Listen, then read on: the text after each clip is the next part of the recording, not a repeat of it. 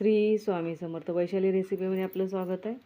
चला तर आज आपण बनवतो आहे चिली पनीर. त्यासाठी मी इथे कढईमध्ये तेल घालून त्याच्यामध्ये पनीर मी भाजून घेतलं होतं.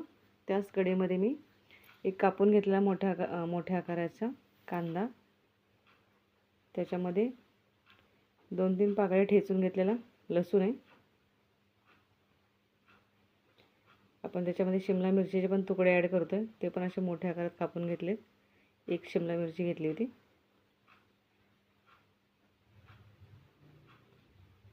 आणि टॅमॅटो एक अर्धा घेतला आहे मी. हळद घातली एक थोडासा, अर्धा टॅमॅटो घेतला आहे.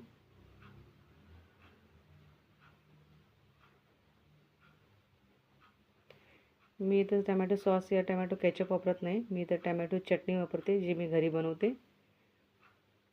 तीच मी यूज करते, बाहेरचं नाही वापरत. तुम्ही याच्यामध्ये टॅमॅटो केचप या टॅमॅटो सॉस वापरू शकता.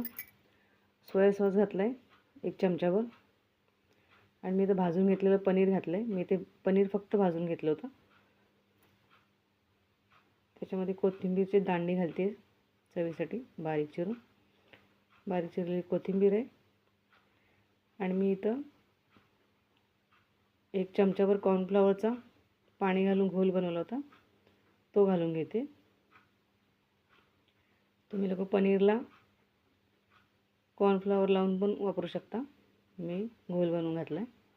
चवीनुसार नमक, कारण टमॅटो चटणीमध्ये पण माझं नमक असल्यामुळे थोडंच नमक टाकते. तर अशा प्रकारे आपली पनीर चिली तयार आहे. कशी वाटली रेसिपी कमेंट करून सांगा. लाईक आणि सबस्क्राईब